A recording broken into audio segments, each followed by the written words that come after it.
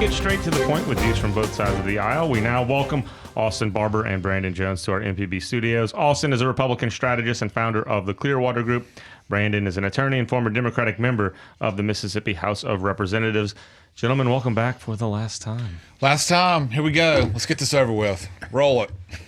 So, Medicaid expansion will not happen in Mississippi this year. The final nail went in the coffin yesterday. Each chamber's leadership went into the session claiming that addressing this issue was a priority. Advocates poured into the Capitol week after week. Experts in healthcare, business leaned in with their support. Still, when yesterday's deadline came and went, the chambers were barely even speaking to each other anymore to some extent. Before we get into the postmortem of this whole debate, let's look at how this week unfolded. We've talked about it the entire session. Let's start with the conference report. The Senate and the conference report held firm on their work requirement. It was included in the conference report, but so was the stipulation that if CMS denied the waiver for a work requirement, the state would reapply every year in perpetuity. And that's the piece that really kicked off the political theater this week. That's the piece that the House Dems really wouldn't go for. So knowing that, why did the Senate dig their heels in a provision, over a provision that would not, in all likelihood, ever get approval? Brandon. Yeah, we set the stage, I think, pretty well for this on this program over the last several weeks. We knew that this was going to be the center, the final shooter drop if it was going to get over the finish line. Without speculating too much, I think we can just go off of what we were told. Oh, just speculate, Brandon. Come on, speculate. Speculate wildly. I think that as we've outlined here, and as you heard outlined by the House, there was a way to maintain fidelity with this idea that we have to have a work requirement and still move to the next phase, as 40 other states have done. What I will never fully understand is why we decided to write the most restrictive work requirement in the entire country, and one that, to your point, not only wasn't going to get approved by CMS under the Biden administration, has a history of not getting approved by CMS under the Trump administration, and then would require the state to draft appeals year over year, and then could potentially end us up in court. We have this example right up the road in Georgia where they've done this. They've spent millions of dollars, and they have about 4,000 additional people on the Medicaid rolls. So I don't know. I want to say this, though, since you asked the question about the Senate. There were members of the Senate, including members of the conference committee, who I think did a lot to try to get this thing done. I want to talk. I know we're going to get there in a minute about how we feel about where things wound up, but you asked the question, and I want to make clear, not to paint with too broad a brush on today's show. There were members of the Senate, including members of the conference committee, who I think tried really hard to get this thing done.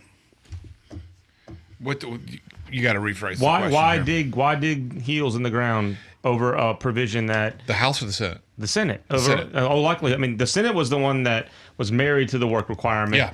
And the House passed their original bill had a work requirement in it, but like Brandon said, allowed it to go forward. But the Senate was nowhere. If it wasn't in there, they wanted to reapply. They would not budge. Okay, I think that's a pretty simple answer, and that's because they felt like that was very important to them.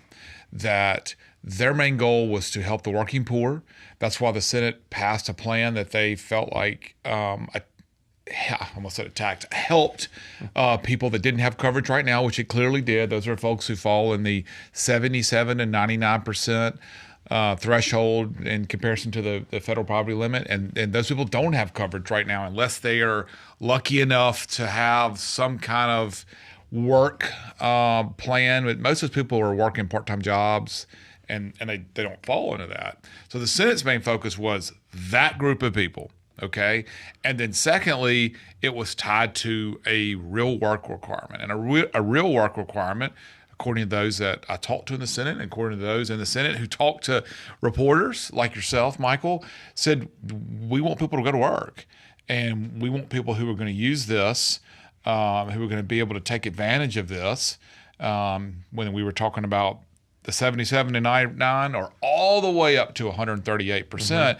We want these to be people that are out there either working to get their education, taking care of their elderly parents, who are at least working at the end 100 hours per month that would be checked annually. I think it's just kind of that simple, man. That's what I assume the majority of the Senate, because we never got back to that vote, but certainly the majority of the Senate, or 60% of the Senate, on the first Senate plan that passed, that's how they felt. Those two things. Right. You know, I didn't address the policy there in my point.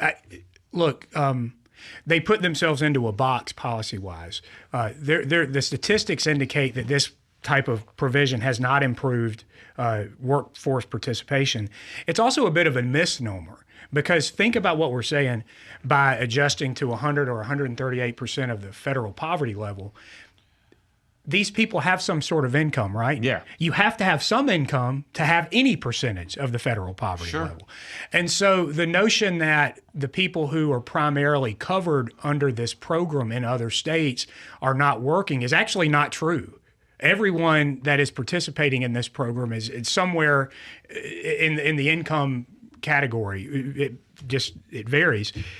And so that was I think what they wanted to do. They don't have 0% income. Yeah, I think they wanted to stake out the most extreme kind of conservative. I shouldn't say extreme. They wanted to stake out a very conservative thing, because they've been dealing with a state politics where our governor has been saber rattling on this issue for year after year after year, and they didn't want to be perceived as being soft or light on that. So they wanted to come up with, what could we do that would show that we're doing this in a conservative way? And I think they ended up putting themselves into a box, because other conservatives in other states have said, we want to work in other chambers, right down the hall. Right down the hall. Have said, there's a way to do this. And what you do is you say, if the United States ever decides to allow for a work requirement, to grant waivers, then we want to be a part of that. But in the meantime, we want to avail ourselves of the system as it currently exists. And that would be very responsible, but it would also be, again, showing fidelity to this commitment to the work requirement. And I think they got themselves in a corner, Austin, and they didn't know how to get out. But I will go back to this simple premise. 60% or more, whatever the number was, of the Senate said, we want to take care of these people who do not have coverage right now for the most part. Remember, those people who were from 100 to 400%, we're talking about 100 to 138%. Those are people who can go right now to the federal insurance exchange and go buy insurance that is heavily subsidized for those people in the 100 to 138. I went on the exchange myself. I wanted to see for myself, just to do it, just to go put an income amount, just to see what it would come back. There were lots of insurance policies that were there that showed what the subsidy was, what your out-of-pocket would be. So the Senate said, instead, we want to try to help these folks who are falling into this category. I think it's about 70 to 75,000 people is what I've been told. Who knows if that number would have gone to 150 or 50 if that program would have actually gone through. That was what they wanted to do. That was the Senate's plan. That they were hyper focused on. But by saying we're not going to be flexible on this, so you have to take this in order for any of the rest of the bill to go into effect. When you say take this, you have to take the work requirement, which is not allowed in the country right now by anyone and has been refused in 13 different instances, or we give you nothing. That's not a negotiation. It's like, hey, if something happens that hasn't happened before and isn't likely to happen over the next year, then we'll do this. That's not very attractive. But it's either, so anyway, I mean, I think we've covered what the Senate did. Yeah. And quick aside question to that. In conversations that I had with senators this week, it seemed to me that there was this confidence that for some reason CMS would bend the rules for Mississippi. Not bend the rules, but just accept it. Well, I mean, bend the rules. I'm sorry. Bend the rules isn't fair. Yeah. Break norm. Break the norm. That's better. Break the norm for Mississippi. And that made and some even expressed that the federal government would be so happy that Mississippi was finally going to do something, that they do something for Mississippi they didn't do for anybody else, just because, hey, it's Mississippi. Like, I mean, what do you make of I guess almost like that hubris in a way? Well, I heard a lot of that. I heard, and this was just people opining, and right. But there were some people who said, "I've talked to such and such in Washington D.C." I will not say what names they talked to, whether they were Republicans or Democrats, who said, "This is going to happen. CMS is going to do this. The Biden administration is going to do this. If Trump wins, the Trump administration is going to do this." And, some of that was obviously heavy speculation because who knows what they ultimately would have done. But Brandon's right. I mean, it is hard to say, well, this is going to happen where I don't think it's happened before. I don't think they've approved a work requirement before. I've heard so much the last 3 weeks. I'm not 100% sure. You may know for 100% certainty that if they haven't approved it, why would they do it now? But it is Mississippi, and then they go, okay, we're going to go make this happen. But I'm sitting here speculating, just like the conversations that you had and we all have. It's easy at this point to get caught up in the theater of it all. What did this senator say? Who did this representative speak to? What did our governor tweet? I do this all the time. I do it on here all the time. I mean, that's part of what we talk about. But when we talk about it this way, we sometimes, like a piece of gossip or like a football game, I think sometimes we lose sight of how important these issues are and how they influence and affect the lives of millions of people in our state. Our successes and failures as a legislature have real meaning in the world.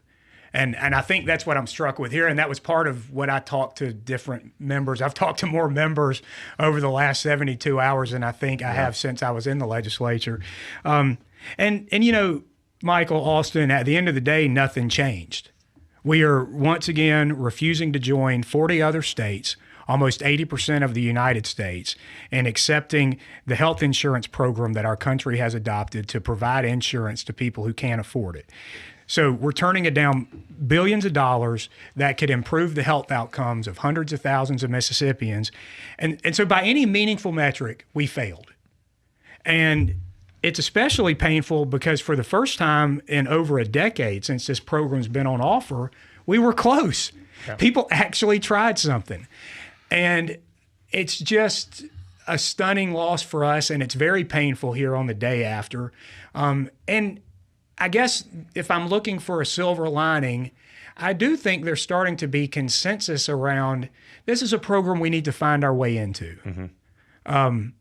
And I hope that we can use that to build on something for the future. But I think it's important as we talk to people who've been following this and who care about the policy itself, this is such a big moment for us. And we failed the moment, but let's hope that this was the first step towards. Don't get too ahead. I mean, because we are going to look ahead and see what this means. Yeah.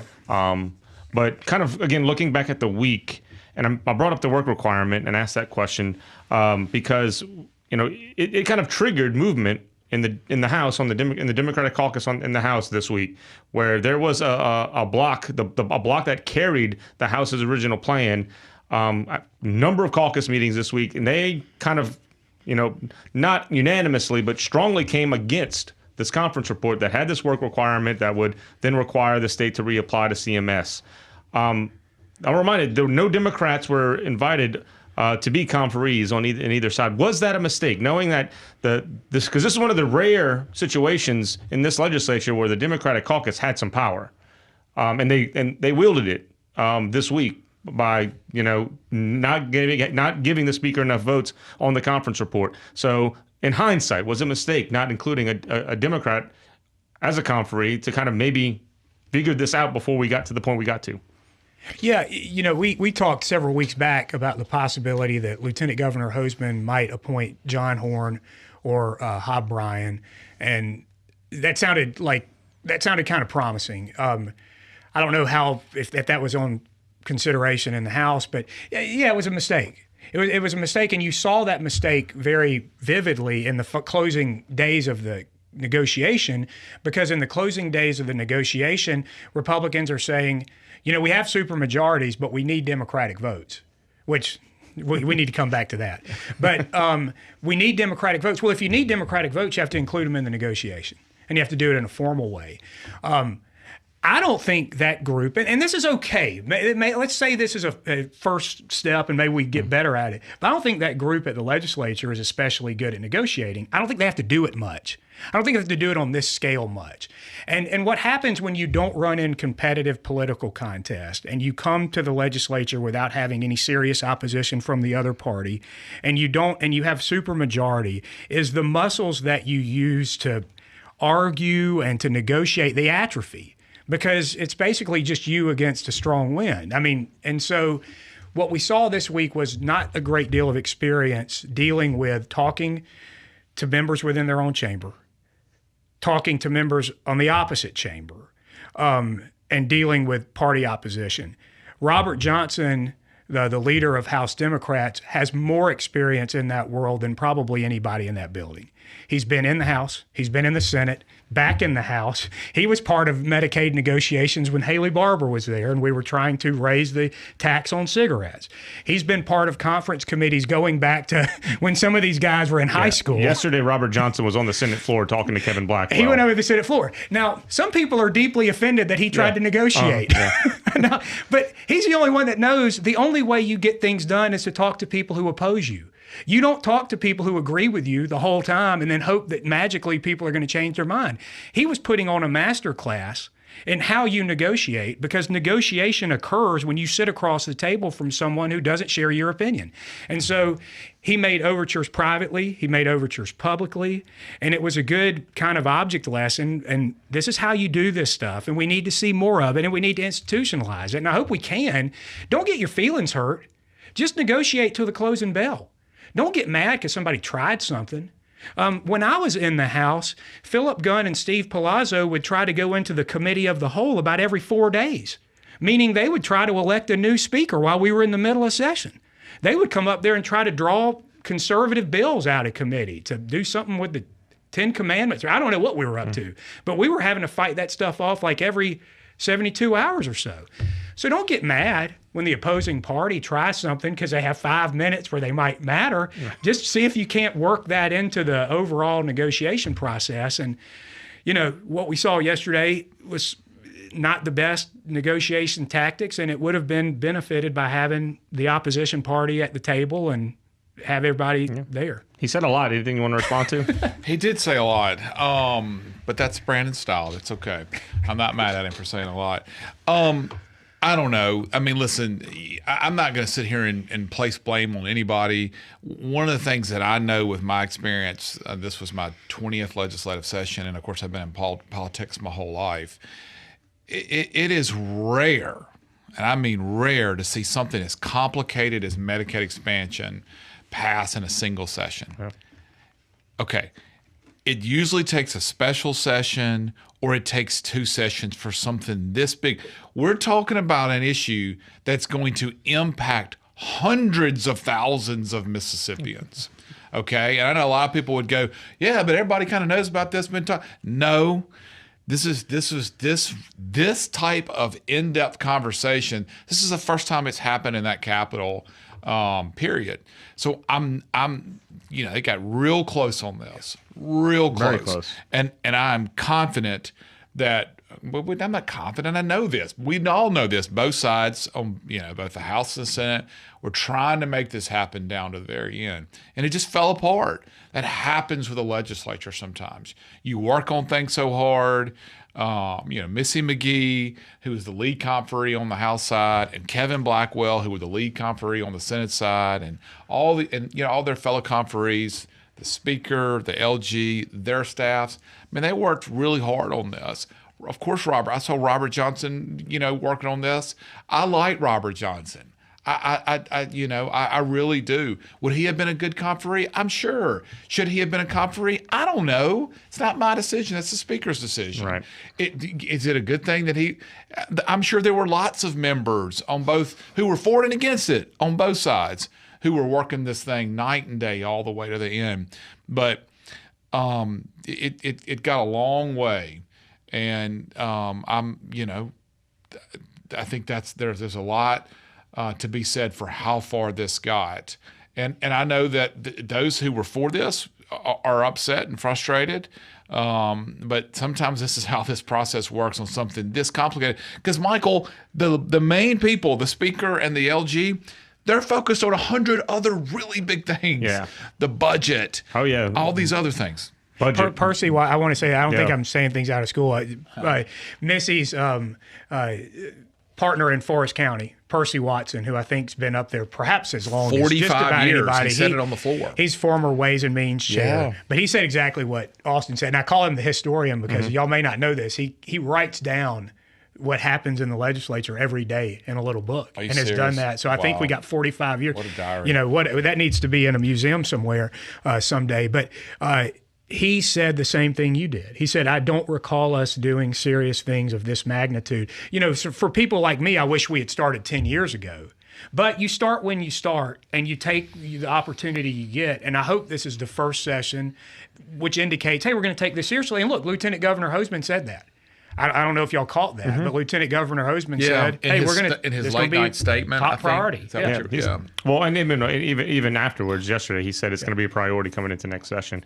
You're talking about it's the first time that this debate has really been taken seriously, and throughout the debate, ideas were exchanged. An idea that lasted maybe an hour and a half on Wednesday night was after both chambers recommitted the bill. The Speaker of the House, Jason White, issued a statement proposing a non-binding referendum. Let the voters tell us what they want. Do you want Medicaid expansion? Do you want it to require a work requirement? It was quickly shot down by the Senate within the hour. But in principle, it's interesting. I want to ask you, what do you think about the idea of of putting it up to the people and maybe taking the politics of the building away from it, Austin? You're never going to take the politics away from the building. The Speaker made this a priority from day one. He had several big issues that he wanted to do. Education was one of his big issues. Wanted to figure out how do we reform PERS and how we try to fix PERS, Medicaid expansion, the ballot initiative, speaking of ballots, infrastructure. These were some of his big priorities. So he took Medicaid on, from the very beginning. And you mentioned, Brandon, you mentioned that at the beginning of the season, the session, how much he was taking on. And he got a lot of wins. So 3 of those 5 he got wins on: education, infrastructure, PERS, and some other things, but some of the big issues. So, win asterisk. What is a win? What is a loss? But I hear another you. show, I hear you. Unless you want to delve into 15 minutes on that. So, they're trying. We just talked about these guys and girls are trying this all the way to the last minute, ladies and gentlemen. And so that was obviously sort of an idea that he and his group came up with to try to keep the conversation going, try to get a win for him and his chamber on that. I'd rather not see that because I feel like it would have put Republicans not just inside the Capitol but outside the Capitol arguing with each other for 6 months. But I mean, I applaud the Speaker for trying to do whatever he felt like he needed to do to get a win. But of course, it's not. It didn't happen. The Lieutenant Governor said, "Hey, we just don't have the." There's not the desire to do that. But but as a Republican, you don't like the idea of putting that on the ballot and pitting Republicans against Republicans on the issue. I tend to be on the side of not having Republicans fight with each other, for months and months and months. But I think the Speaker was trying to do everything that he possibly could to sort of figure out a scenario that's best to figure out to get a win on this issue that was obviously a big priority to him. Strategy aside, Brandon, the strategy of the Speaker aside, the idea of putting it on the ballot for people.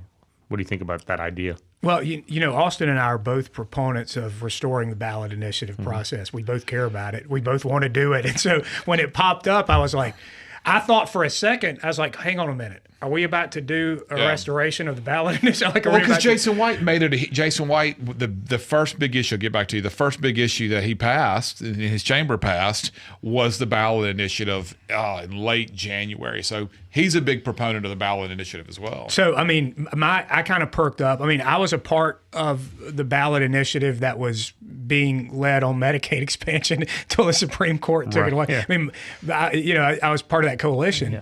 Yeah. So I suddenly thought, well, this is interesting. Then I realized it was a non-binding referendum. We do have some history of that in the state. Yeah, I mean, 2001. Governor Musgrove asked for that regarding the flag. So, I tend to agree with Austin here. It was obviously something different. It was not, I guess, what you expected in the give and take of this particular negotiation. But I'm not going to fault someone for trying something. I'm not going to fault someone for saying, let's figure out an angle. And he was working late into the night with his group. Late in the night's not fair. They were working hard. This didn't come out in the middle of the night. It came out at probably 6 or 7 o'clock. They were trying to figure out what's another pathway for us to find a win on this. And sometimes you throw a bunch of stuff up against the wall and see which one's going to stick best. And not every idea does, but it's not a bad thing to try. And there were several points along the way where you kept hearing people say, well, once the conference report was filed, that's it. Or once it came back, well, that's it. I mean, credit that it was not it. Ever. Many, many times. Yeah. And that doesn't happen without some trying. So and some leadership from both sides who said, hey, from the top, we want this. We want to try to make this deal work. We want to try to figure this out. Right. But ultimately, I know we said this, Michael, but ultimately there just wasn't enough votes in the Senate to move beyond the Senate initial plan that was up to 99% that required a work requirement. I don't know that we know that. I hear what you're saying. That's what they told us. Kevin Blackwell told us that. Kevin Blackwell also said that he didn't lobby anybody. So I don't know how you know that. Like, because he was asked, so who did you talk to? He said no one. Okay, it's my gut. And you're right. And I will say this, and I've asked this many times. The lieutenant governor's leadership on this was woefully lacking from my perspective. I did not see him working this thing very hard. I think he kind of had to spring into some action whenever Governor Reeves started walking the Senate floor this week. But we did not see – we said months ago on this program that by not casting vision for the Senate on what the lieutenant governor wanted, he was leaving them as free agents for too long. And by that, you mean by not saying, here's what I want. Yeah, here's what I want to pass. Because just to remind people real quick, when it came down to the initial deadline, the Senate passed the dummy bill and didn't introduce their plan until they got the House's bill. And at that moment, we know he had not spoken to a majority of the members in the Senate about what it is he wanted. He left that space open, and the Governor Reeves exploited it. Governor Reeves did talk to members. He talked to them about what he wanted, and he said, I don't want this. And then he individually lobbied members. All of that had taken place before the lieutenant governor engaged some of these members. And so that was starting off on the back foot in the Senate. So I hear what you're saying, Austin. They kept telling us they don't have the numbers. We never got a vote count over there. We don't really know what they had the numbers to do or not do. And if I'm a member of the Senate, I'm like, I would have liked to have had the opportunity to demonstrate what we had the numbers to do. You did. Okay, I got a lot to respond to there. You did get a vote count initially on the Senate plan, which was up to 100%, up to 99%. But to be fair, the original Senate plan was not Medicaid expansion. I know. Y'all got to give me a second. Let me explain this.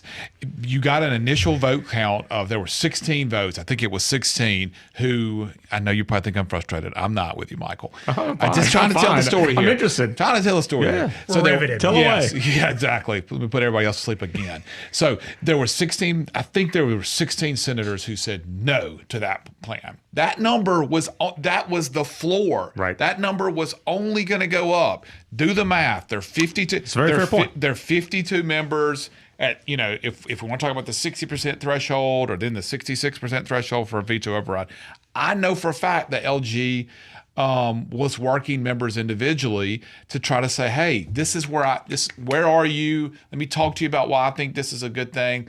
But again, this is why this takes 2 years sometimes. Or it takes a special session when it's only about a certain issue. Obviously, a special session is not going to get called over this.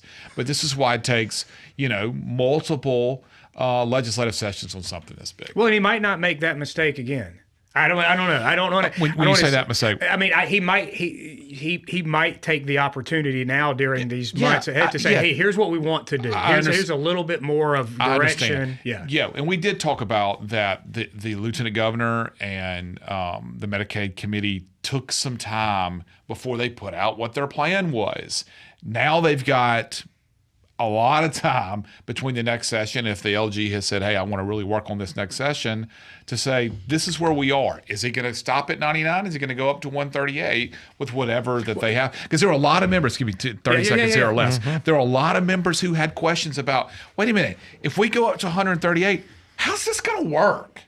I know everybody says we have billions of dollars that are coming in and the feds are going to pay 90% of this and the state's only going to pay 10% and managed care companies are going to pay for the 10%. But what about actually how this will logistically work at Medicaid? If we pass this, there's a work requirement. Who's going to actually determine, is there a software system that's work? Do we have to hire a whole bunch of new people? What's the cost of that?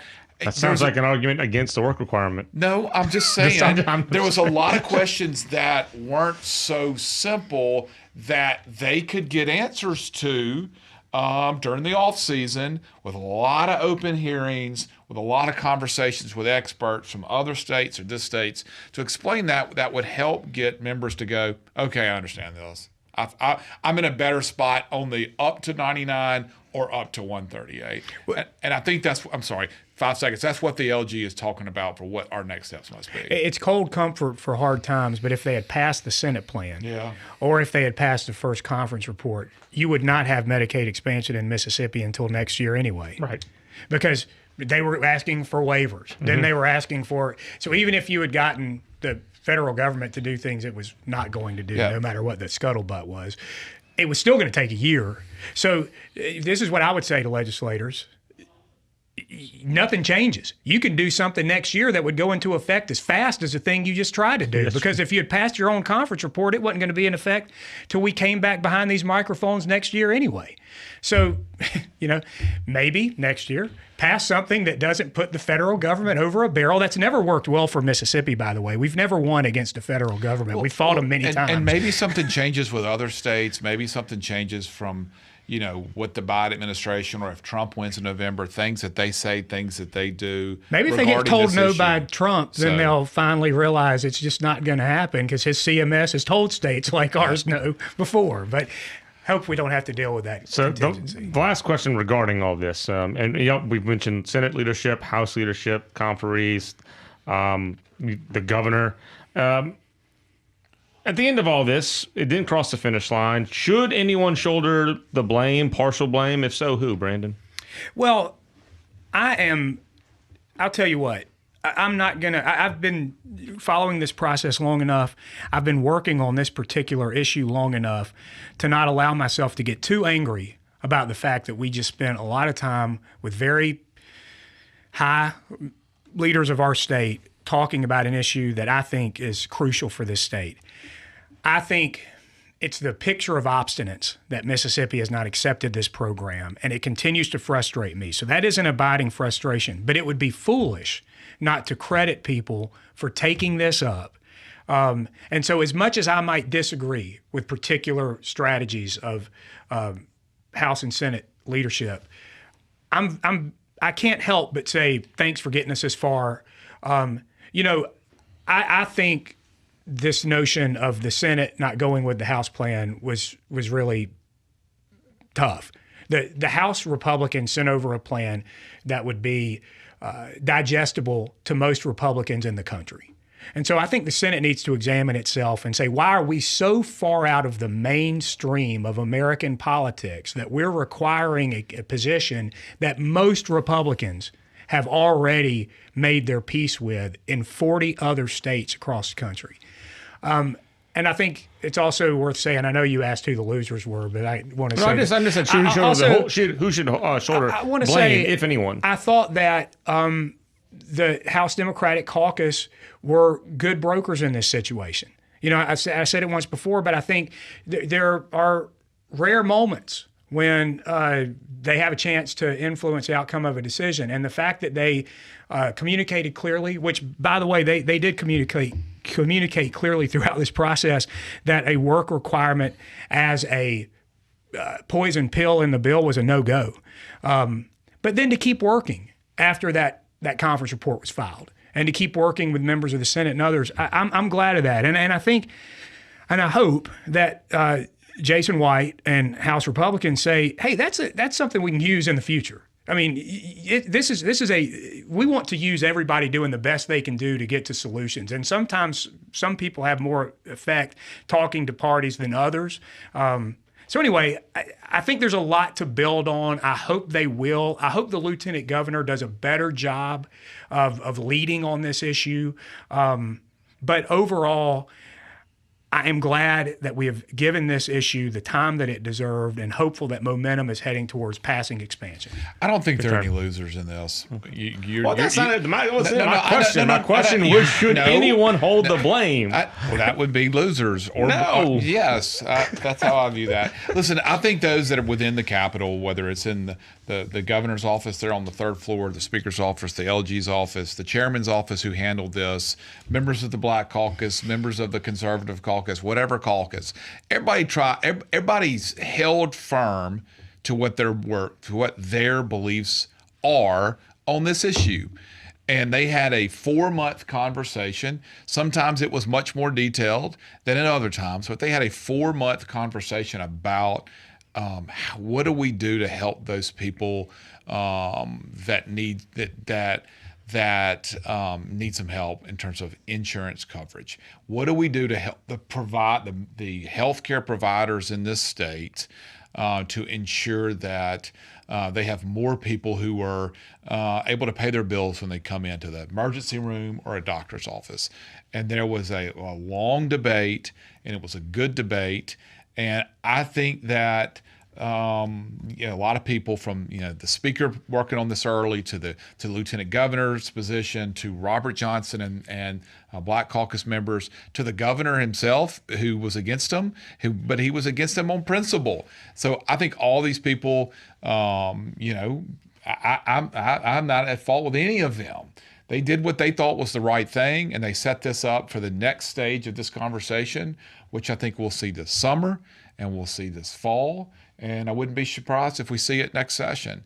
Again, I know I've said this a bunch of times, but these things take multiple sessions to happen. But I'm also glad that Brandon and I can come in here every week and have a conversation about issues that really matter. We don't always agree with each other, but we don't hate each other. And I think this is an opportunity for us, and I appreciate the opportunity that MPB gives both of us to sit here and talk with you about what's going on at the Capitol. And hopefully it's a good conversation for people around the state. And contextually, kind of pulling, I mean, both of you spoke a lot about how we got that it's amazing and a testament to that we got this far with this issue, considering I don't believe, at least in the House, either one of you can tell me, and then under Speakership Gunn, I don't think a Medicaid bill ever left committee in that chamber. So to get where we were, or where we were as of 8 p.m. yesterday, it's almost basically checking off every box along the way. You got as far as it could get without actually coming to fruition. Any clever sports analogies for that? Well, you lose sight of that fact when you're in the throes of the session, because you get so caught up in the moment. But it's look, nobody wants a moral victory at this point. I mean, this is an issue that matters to so many people and our entire healthcare system. So it's hard to. You don't want to pat yourself on the back too much. I don't. We have a habit of doing that sometimes. But we had never been past committee, and this time it was in conference. And frankly, there was signs of hope in the final hours of it. So very close. Sports analogy, the drive, Cleveland's going in to the end zone, the ball's knocked loose by Jeremiah Castile. Elway leads them down for a touchdown. Ernest Biner fumbled, I think. Yeah. But there was a lot of wins. I mean, look, I think if you're the Republican leadership, you can point to a lot of wins on education. That was going to be my question. Yeah. We've spent a lot of time talking about Medicaid expansion and that policy. And I kind of wanted to close with, outside of that, what are you looking at as key takeaways from this session, Medicaid story aside? I think education is probably the biggest win for Delbert Hoseman and for Jason White, for Dennis DeBar, the chairman of education in the Senate, and Rob Robertson, the chairman of education and in the House, and Kent McCarty, who's his vice chair. These people worked really hard on that. I did not think it was going to get done. I thought they were both pretty dug in on where they were on this issue. This is, of course, regarding funding, the funding formula for our schools, for our students. But they got it worked out. They put their egos aside, and they got it figured out. I think that's really good for schools. Obviously, really good for these kids. And I don't know the final number, but at one point in time, we were talking about $220 million more dollars going into school districts around the state. That's a huge win. It absolutely is. I'm going to end on a slightly less rosy note. Okay. I agree with Austin, though. That was a big one. Austin and I have talked to a lot of legislators this week. As I said, I've talked to more this week than I think I have since 2011.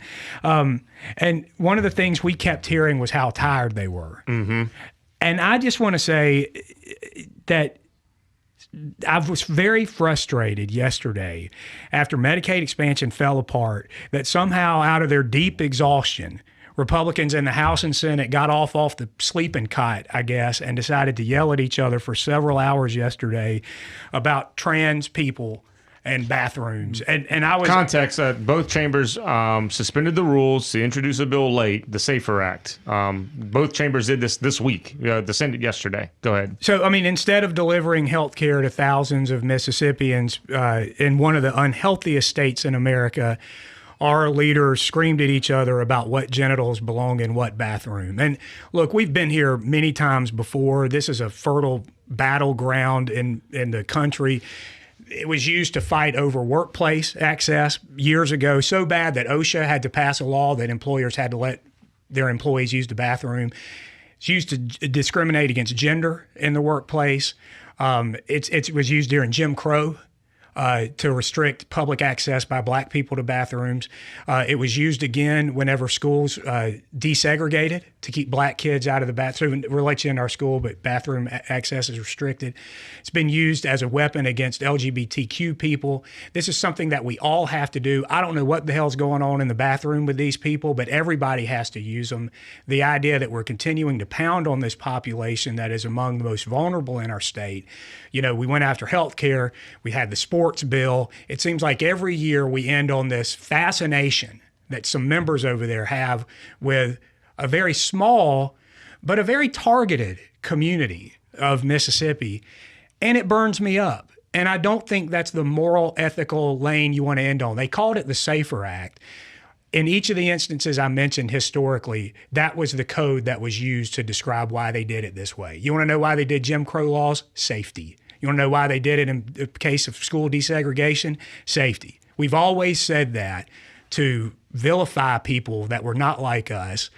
And I hate that this legislature chose to use its last general bill moment to once again bang the drum on people that get the drum banged on them time after time. All right, and we'll leave it on that note. Thank you both. This has been At Issue on MPB Think Radio, a weekly discussion about the 2024 Mississippi legislative session. Every Friday night during the session, we've brought you our 30-minute At Issue radio show, an extended version of that content in our At Issue podcast, plus YouTube videos of our roundtable discussion, as well as videos of our interviews with lawmakers and policy experts. All of these shows will remain available through MPB's website and the MPB Public Media app. This has been an eventful session, and it's been a pleasure reporting it for you in At Issue's new multimedia format. We'd like to thank our regular roundtable guests, Austin Barber and Brandon Jones. Thanks also to the MPB News team, News Director Teresa Collier, and Capitol reporters Will Stribling, Michael McEwen, and Kobe Vance. And thanks to MPB's Director of Radio, Java Chapman, and our At Issue producer, John Gibson. I'm Michael Guidry from all of us at MPB. Thanks for listening. We'll see you next year.